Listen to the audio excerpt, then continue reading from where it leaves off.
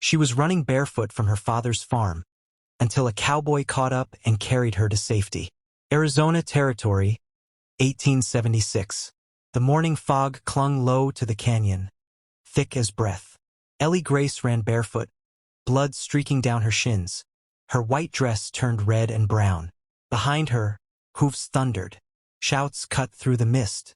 Her father's voice rose above the others. "Don't let her get away." She stumbled on a jagged stone, fell hard, scraped palms digging into the dirt. But she was up again, running, gasping, slipping down the narrow trail. Thorns clawed at her dress, tore into her legs. Her lungs burned. Then new hoofbeats, not behind her but ahead. A rider emerged through the fog. Tall, lean, dusted with trail and silence. A revolver hung at his hip, but he didn't reach for it. He saw her, saw the blood and the terror, and called out, "Hold on." He leaned low from the saddle, one arm scooping her up like a child. She clutched his coat, trembling. Behind them, voices cursed, grew closer. He kicked his horse into motion and vanished with her into the ravine. Judson Reeves didn't believe in fate. He believed in horses that didn't spook, rifles that didn't jam, and men who kept their word. But the girl had been barefoot, bloodied, wild-eyed, running the same way Anna had once, and that he couldn't ride past. Judson had grown up in the pine-covered hills of Tennessee, the oldest of 5. Their father drank. Their mother prayed. When war came, he joined the Union cavalry not out of principle, but to keep a rifle between Anna and the world. She was 13, then, too quiet, too soft. She sewed bandages while boys her age carried rifles. He'd sent his pay home every dollar. He rode hard, fought harder, and made it through Antietam, Cold Harbor, and worse. But war doesn't send letters when it follows you home. After Appomattox, he'd returned to Tennessee with one plan: take Anna west. Start over. But she was gone. The preacher had said 2 men, drifters passing through. Said they'd stayed in the church loft one night. Said no one knew. Judson never found the bodies. Just blood on the boards and Anna's blue ribbon. He buried that ribbon in Arkansas. Spent the next 6 years drifting farther west, chasing work and silence. Gold camps, cattle drives, border towns. Anywhere no one asked questions. He earned a reputation. Quiet, dependable, hard with a shovel or a rifle. Men liked him because he didn't talk much. Women looked past him. That was fine. He didn't drink, didn't gamble, slept under stars or ceilings, made no difference. Until 2 weeks ago, when a deputy in Sonora offered him $5 to track down a stolen horse. He followed the trail up through the mountains. Didn't find the horse. Found a girl instead, running barefoot through the canyon. She looked 16, maybe 18. Hair tangled, face streaked with dust. Her legs were cut to ribbons. Her breath came in sobs. He knew terror when he saw it, and something broke inside him. He lifted her onto his horse, turned from the riders chasing her, and vanished down a dry arroyo. Didn't ask who she was, didn't ask what she'd done, just rode. 10 miles later, the trail split by a ruined stone chapel, overgrown with mesquite. He'd found it years back while hunting rabbits. No roof, one corner still standing. That's where he took her. He'd wrapped her feet with strips of his shirt, gave her water, set a fire. She sat across from him, silent as ash, eyes wide and empty. She didn't speak the first night, or the next day, but Judson didn't press her. He spent 2 days there, catching quail, patching her wounds, waiting, letting her know he wouldn't touch her, wouldn't sell her back. The 3rd morning, she finally said her name, Ellie. He nodded. That evening, she told him the rest. Her father had sold her. She didn't say it like a complaint, just a fact. He said I was costing too much, feeding me and the boys. So he found a man, a widower with land and no children. She tried to resist. Her father hit her with a belt. The next day, he handed me over. She paused, watching the fire crackle. He was 60, had 6 dead wives. Wanted me to be the 7th. That night she waited until they were sleeping. Took nothing, just ran. Judson sat still, hands resting on his knees. The canyon was quiet, save for the wind in the rocks. "I'm not going back," Ellie whispered. "I know," he said. "I'd rather die." He nodded once, and that was when he stopped drifting. The next morning they rode for Elm Falls.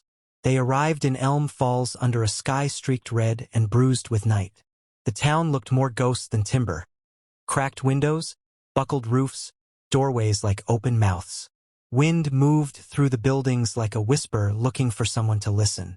Judson dismounted, boots crunching the dry ground. His horse stood quiet under the weight of the girl in the saddle. She hadn't spoken in an hour. He reached up, arms steady. "It's safe," he said. She nodded but didn't move. "Your legs won't hold much longer." Still she waited. Then, slowly, she slid into his arms, her breath catching as her blistered feet touched the earth. He caught her weight easily. She was light, too light. He'd carried sacks heavier. Judson led her through the skeletal remains of town. Past the church with the steeple caved in, past the school with only half a roof. At the back of Main Street, behind a tangle of thornbrush, stood an old storehouse. Not much from the outside, weathered beams, broken shutters, but it had 4 walls, a roof, and a stove that still worked if you coaxed it right. He pushed the door open. The air inside was dry and cold. Dust caught the fading light in long strands. A cot sat against one wall, a wood stove in the corner. A single oil lamp stood on a shelf, still half full. Judson lit it. Ellie stepped in, every movement stiff, guarded. She didn't look at the cot or the fire. She stood near the wall, arms folded, trembling from something deeper than cold. Judson moved quietly, set the lamp down, unrolled his saddle blanket, knelt beside the firebox. "You're safe now," he said. No answer. He turned. She was still near the door, shoulders tight, jaw clenched. "Sit." She didn't. "You're bleeding. You need to sit." At that, she slowly lowered herself onto the cot, flinching as her feet brushed the floorboards. He knelt beside her and reached gently for her foot. She yanked it back. "I ain't touched you," he said. "And I won't." A long breath passed between them. Then, without looking at him, she let her foot fall forward. He peeled away the ragged strips of fabric. His shirt from 2 days back, soaked now with blood and dust. Her feet were torn in a dozen places. Skin cracked, bleeding between her toes. Nails broken. He saw where thorns had pierced the flesh and gone unretrieved. "You ran barefoot?" She nodded. "Through canyon rock?" "I ran." He poured water into a basin, set it near the fire to warm. Then he washed her feet, slow and careful. She watched him but said nothing. When he was done, he wrapped them in strips of boiled linen from his saddlebag. She let him, her face unreadable. "You're lucky you still have toes," he muttered. She gave a small shrug. "Would have left them behind if I had to." Judson handed her a plate. Beans, jerky softened in broth, a scrap of cornbread from his last supply stop. She took it with both hands, ate slowly, chewing like she had to remind her mouth what food was. Her fingers trembled. "How long since you ate?" She didn't answer, just looked at the fire. When the plate was empty, he poured her a tin cup of water. "Don't drink it all at once," he warned. "You'll throw it up." She drank slow, careful. Then finally, after a long silence, she spoke. "My name's Ellie Grace." He nodded. "My father's Randolph Grace." Ever heard the name? Judson didn't answer, but he had. Everyone south of the Santa Rita Mountains knew it. Land baron, breeder, law on his own land, ruthless with debtors, even worse with family. "I was the only girl. Had 2 brothers, George and Caleb. Good boys, mostly. They kept to their chores. Looked the other way when they needed to. We all did." Judson sat by the stove, letting her speak. "My mother died birthing me." That's what he said. "Never let me forget it." Said I was the reason she was buried in sand. He raised me hard. Raised the boys harder. She rubbed her wrist unconsciously, where the bruises hadn't yet faded. "Then he sold me." The words were flat, no tremble. Said I was costing him, feeding me and dressing me. Said it was time I earned something back. So he found a man. Name was Whit Harlan. A widower. Owned 200 acres and had 6 dead wives. Judson's knuckles clenched. He was old. Had breath that smelled like rotting apples and hands that didn't ask. Father signed the paper, took the money. Said I belonged to Whit now. She drew her knees up, wrapped her arms around them. I didn't wait. Took nothing. Ran the first night. I don't think I even meant to get away. Just wanted to run till I couldn't. A long silence followed. I thought maybe if I kept running, if I got far enough, maybe the wind would take me. Judson looked into the fire, where the kettle hissed quietly. Why didn't you stop? He asked. I didn't know where to stop. He nodded. I knew a girl once. She ran too. Ellie glanced at him. She make it? No, he said. Another silence. Judson stood, pulled a wool blanket from a hook on the wall, and handed it to her. You'll sleep here, he said. I'll keep watch. I'm not scared of you, she said. Don't have to be. But I won't sleep. Ellie looked down at the blanket. My dress. I need to burn it. He looked at her. Smells like him, she said. Like all of them. He gave a slow nod. We'll burn it come morning. She lay down, curling beneath the blanket, back to the wall. Her shoulders shook, just once, then stilled. Judson sat near the door, rifle across his knees, eyes on the dark window. Outside, the wind had picked up again, rattling the old boards of the town. Somewhere a shutter banged loose. He knew what it meant to run from something you couldn't name. Knew the way silence could hurt more than fists. But tonight someone had made it through. She was alive, and not alone. And Judson Reeves wasn't drifting anymore. They left before sunrise. Judson packed quietly, rifle, saddlebag, spare canteen, and the last of the food. He wrapped Ellie's feet again, more carefully this time. She didn't protest. She was too tired for pride, too used to pain. As the first light crept over the canyon rim, he helped her onto the horse. She hissed between her teeth as her legs scraped the saddle. He didn't apologize. She didn't expect him to. They rode north, away from the ruins of Elm Falls, into country few knew and fewer trusted. For hours neither spoke. The trail narrowed to stone and dust. The wind bit. Coyotes howled from far off, chasing their own ghosts. By midday, the mountains fell behind them and the land opened wide. At the edge of a dry basin, a crumbling church steeple rose against the sky, half-fallen, sun-bleached, lonesome. Judson pointed. That's where we're going. The town had no name anymore. Folks used to call it Elm Falls, before the mine dried up and the preacher vanished. Now it was a skeleton of cracked boards and sunburnt silence. But Judson remembered it as a place where no one asked questions, where he'd once disappeared. He rode straight through the square to a stone house near the edge of town, where a red cloth still fluttered on a rusted nail. He dismounted, knocked once. A woman answered. Laurelyn McCrae was tall and thin, dressed in morning black, hair tied back like she didn't care what people thought. Her eyes flicked from Judson to the girl behind him. What's this? Someone in trouble, Judson said. Needs rest, and a safe place to be. Laurel Lynn narrowed her eyes. Safe don't come free. Didn't say it did. They stared at each other a moment longer. Then Laurel Lynn stepped aside. Bring her in. Inside, the house smelled of coffee and iron. Laurel Lynn led them to a narrow room with a cot and a water basin. Ellie didn't speak. She sat when told, let Judson remove the wrappings from her feet. Laurel Lynn knelt beside him, frowning at the wounds. She'll need salve, and better cloth. I've got coin, Judson said. I'm not asking for payment. I'm telling you what she needs. Later, while Ellie slept, Laurel Lynn cornered Judson in the kitchen. What's her story? She ran. Her father sold her. Laurel Lynn's lips tightened. And you? What's your part in this? I didn't let him catch her. She poured 2 cups of coffee and slid one across. You planning to keep running? Judson stared into the dark liquid. Not this time. Laurel Lynn nodded once. Good. Then let's see who comes looking. They stayed 3 days. Ellie spoke more now, quietly, in bits and pieces. She helped Laurel Lynn sweep, prepared tea with trembling hands, and sat in the doorway at dusk, staring toward the hills. Judson kept watch from the stable roof. He watched the road, the ridgeline, the empty trail to the south. His rifle stayed loaded. He spoke to no one unless he had to.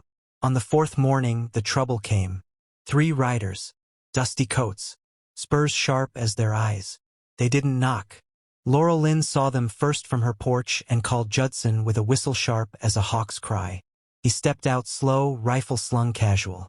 The lead rider dismounted, boots crunching gravel. "You Judson Reeves?" Judson didn't answer. "We heard a man like you was in town. Thought we'd see for ourselves." The man's eyes slid past Judson to the window where Ellie had just appeared. "You've got something that don't belong to you." Judson stepped forward. "She belongs to herself." The man smiled, not kindly. "That's not how her father sees it." "You come to take her back?"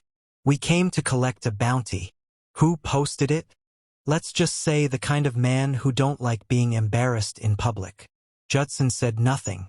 The second man spat. "We don't care what she did, or what you think she deserves. We're just here to collect. So you can step aside or—" Judson raised the rifle. That was enough. The first man's hand moved. Judson didn't flinch. But before anyone could draw, a fourth voice spoke.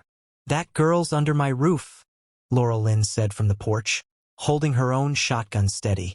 "And if you plan to drag her out of here, you best bring more men. And a priest." The third rider shifted in the saddle. "You folks really want to die over this?" Judson met his eyes. "Not today." For a moment, the dust hung silent. Then the lead man laughed. "Suit yourself. But the man who wants her back, he don't quit easy." They turned and rode out, leaving silence behind. That night, Ellie didn't sleep. She sat by the fire, blanket over her legs, eyes fixed on the flame. Judson sat beside her, quiet. "I don't want you hurt," she said at last. He didn't answer. "I've run all my life," she whispered, "and I'm tired of running. But I don't want blood spilled for me." Judson stirred the fire.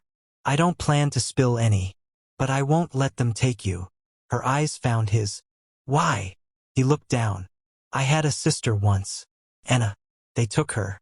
I didn't stop it." Ellie said nothing, just reached out, her hand resting lightly on his. They sat like that until the fire died. They came at noon. Dust rose on the horizon, thick as thunderclouds.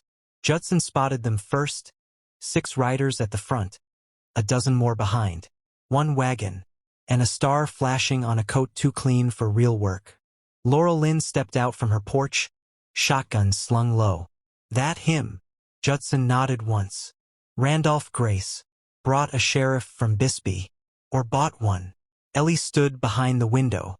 Her hands were clenched white around the sill. "He came himself." Judson watched the riders spread across the field like a noose tightening. "He didn't come to ask." The wagon rolled to a stop in front of the house. The sheriff, broad-chested and narrow-eyed, stood first. He called out, "We're here on official business. That girl in there is a runaway. Property of Mr. Randolph Grace under contract of marriage." Judson stepped forward. "She's not property. She's 17. Her father signed the bond. Arizona law says she was sold like a mule, beaten, traded." The sheriff's eyes narrowed. "That may be, but the law don't care how a girl feels. Only who owns the paper." Behind him, Randolph Grace dismounted. He was older than Judson remembered, thicker in the middle, still walked like he owned the earth. He took off his gloves slow, deliberate. "That girl is mine." Judson didn't move. "You're harboring a fugitive," Randolph said. "You've got one chance to hand her over." "You'll get nothing from me," Judson said. "And not from her." Randolph stepped forward, jaw tightening. "Do you know who I am?" "I know what you are." The sheriff raised a hand. "Let's all calm down. No reason this has to end badly." But even he didn't believe it. From the shadows of the barn, movement stirred. A man emerged, lean, scarred, and limping. Judson blinked. Elijah! The man nodded once. Didn't think I'd ride this way again. But when I heard whose girl it was, Judson turned to the others. This man used to ride with Grace, until they burned his home and left him for dead. Elijah raised his voice. Judson saved my life once, when he didn't have to, and now I'm here to return it. The townsfolk had started to gather by then, quietly on porches and stoops, men and women with calloused hands and hard eyes. Most had never met Ellie, but they knew the look in her face. When Randolph spoke again, his voice shook with rage. You're protecting a thief, a liar, a piece of property I paid for. That was when Ellie stepped out, barefoot, chin high, voice steady. I'm not your anything, she said. Not your child, not your wife, not your shame. Randolph's face twisted. You've been poisoned. No, she said. I've been seen. The sheriff looked at her, then at the townsfolk watching. His hand hesitated near his holster, but didn't move. I'll report to the judge, he muttered. Let the court settle it. Randolph turned to him. We had a deal, and it ain't worth a bullet in the back, the sheriff snapped. Ellie stepped beside Judson. Randolph stared at her like she was some ghost risen wrong. You think this is over? He snarled. You think this town can protect you? No, she said. I protect myself now. He took one step forward, and 20 rifles were raised in windows behind barrels from rooftops. Laurelyn's voice carried across the square. You best leave while you still have a name. Randolph Grace looked around, at the rifles, the eyes, the judgment. He mounted his horse without a word. The sheriff climbed back into the wagon, face pale, and they rode out, their dust trailing behind like a storm that never landed. 2 months passed beneath slow winds and long shadows. The worst of winter faded from the ridges, though snow still clung to the high passes. Below, the land woke quiet and steady. Elm Falls filled with bird call again. Seeds took root. Fences were mended. And no one came looking for Randolph Grace's daughter. Up on the western ridge, Judson worked from sunup to starlight. He built the house himself, 2 hands, 1 hammer, no plans. Ellie helped where she could. She limped less now, but still favored one side when the wind changed. Her hands, once soft from a life indoors, now bore calluses like his. She never complained. The house rose slowly, cedar beams from the forest edge, stone hauled in by wagon. 1 room at first, then 2. A porch with a view of the canyon trail. Ellie picked the spot where it stood. Right here, she said. Where no one can come up without us knowing. Judson had nodded, said nothing. She didn't like the world behind her, but she faced the one ahead like a person who'd chosen it. They planted herbs by the windows, white sage and wild thyme, a wind chime made from old spoons. At night, they sat on the porch and watched the dusk settle into the valley like breath. Judson rarely spoke of his past, but she didn't ask him to, and Ellie no longer had to recount her story. He'd seen enough to understand the rest. One late afternoon, he rode back from Bisbee with a worn envelope and something wrapped in linen. Ellie met him by the fence, brushing her palms on her skirt. Get everything? Just one thing, he said. He stepped down, unwrapped the cloth. Inside was a ring, gold, plain, aged but true. I know it's not new. It's perfect. He hesitated. I can't offer much. Just this land. This place. Me. Ellie smiled, slow and sure. That's more than anyone's ever offered me before. He didn't kneel. He wasn't that kind of man. But he held out the ring. She took it. Then she kissed him, soft and certain, and the world felt still for the first time in years. They were married under the cottonwood tree behind Laurelyn's house. The tree had seen better days, but still bloomed green against the stone ruins. No preacher officiated. No hymns were sung. Just Laurelyn, Elijah, and a handful of Elm Falls folk with dusty boots and wide smiles. A fiddler played something slow. A baby cried once and then quieted. Ellie wore a blue dress that Laurelyn had once stitched for a cousin. It didn't fit perfectly, but she wore it like it was hers. Judson wore his cleanest shirt.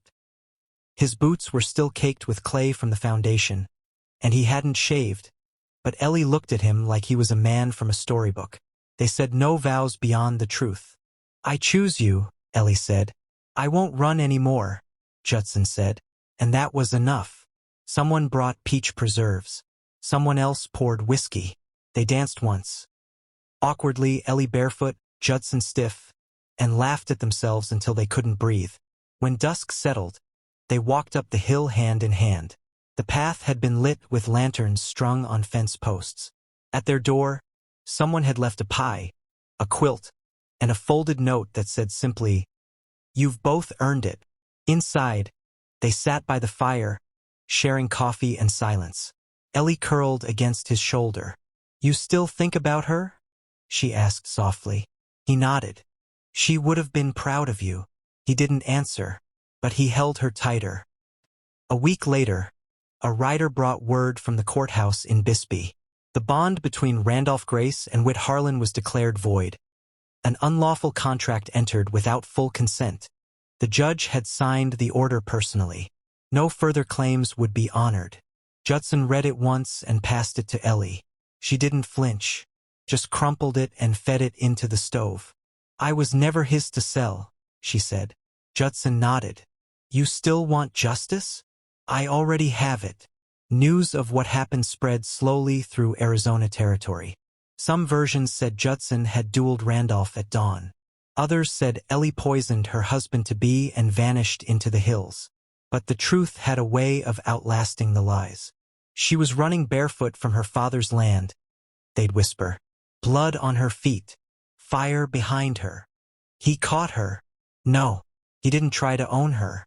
Just helped her keep going. Judson heard the stories at the supply post one day. He didn't correct them. Just bought his nails, tipped his hat, and went back up the hill. The house grew, not in size but in feeling. They added bookshelves. Ellie filled them with readers from town. Girls who'd never been taught to write their names. She taught them to hold pencils, to speak without asking permission. Judson fixed fences and built a corral for stray horses.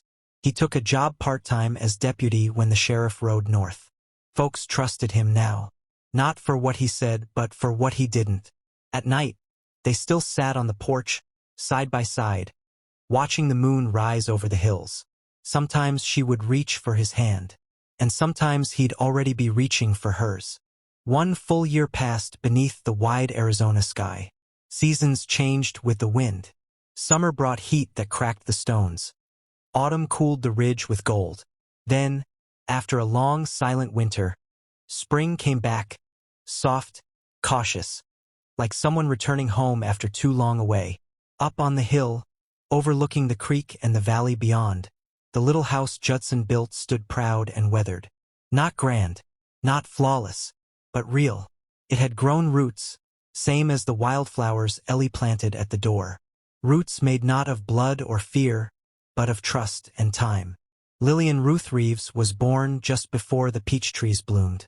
Judson had held her first, carefully, awkwardly, as if she might vanish if he breathed too hard. Her fists were tight, her face red, but when he whispered her name, she opened her eyes and blinked slow, like she recognized the sound. Ellie named her after her mother's favorite flower and Judson's lost sister, binding both sides of their broken histories into something new. The baby never cried much, but when she did, Judson walked her in slow circles beneath the porch, humming songs no one had taught him. Ellie said it was the quiet ones who sang best. Judson became deputy sheriff that spring, though he never once asked for the job. The sheriff, a good man with bad lungs, rode north to be with his dying brother and handed Judson the badge. "You don't want this," he'd said, "but the town needs someone who's lived what law can't fix." Judson pinned the badge to his coat like a reluctant promise. He didn't walk with power. He didn't bark orders. He just listened, stood still when others panicked. And people followed that. Ellie watched him change. Not into someone else, but into more of who he already was. Less shadow, more light. And she changed too. She taught reading now. At first, just a few girls in the chapel ruins. sitting on crates and laughing when the wind blew their papers away. But then the mothers came. Then the boys. Even old men started bringing their granddaughters. She told no horror stories, just taught them letters and what letters could do. Names, rights, choices. One day, a girl asked, "Miss Ellie, how'd you learn all this?" Ellie just smiled and said, "I ran a long way to find it." That summer, two familiar figures rode into Elm Falls from the Eastern Trail, thin, dusty, and slow with shame. George and Caleb Grace. They dismounted at the edge of town and stood by their horses for almost an hour, not moving, not asking for directions, as if afraid that time had hardened the doors they once didn't know how to open. Judson saw them from across the square. He didn't go to them, just nodded once, slow. A signal. If you've come to speak, speak true. They came up the hill together. Ellie was feeding Lillian beneath the awning when they arrived. She didn't rise. They took off their hats. "We're not here to explain," George said. "Only to ask if you'd talk to us." Caleb said nothing. Ellie studied them. These boys who had once shared her table, who had turned their faces away when her cries filled the house. "What do you want?" she asked quietly. George looked at her. "To learn how to do better." Her hands trembled slightly, then steadied. "You can come in," she said. "But you leave your excuses at the door." Inside, she gave them bread and coffee. Lillian lay sleeping in a wooden cradle near the hearth. George wept once. Caleb never looked up from his cup. They stayed till sundown, said little, meant what they said. When they left, Ellie walked them back to their horses. "If you ever raise daughters," she told them, "teach them they don't have to survive you." George nodded. "I will." They rode away with slow gaits and softer hearts. And that night, Judson wrapped his arms around Ellie beneath the stars. "You gave them a gift they didn't deserve." "No," she said. "I gave it to myself." The town changed in small, quiet ways. Laurel Lynn reopened the schoolhouse. Elijah built a second barn. The old general store started selling ink and paper alongside flour and nails. Stories of Ellie and Judson still traveled across the territory. Most folks never got them quite right. Some said Judson shot 10 men to save her. Others claimed she was a preacher's daughter, or that she'd burned her father's ranch to the ground.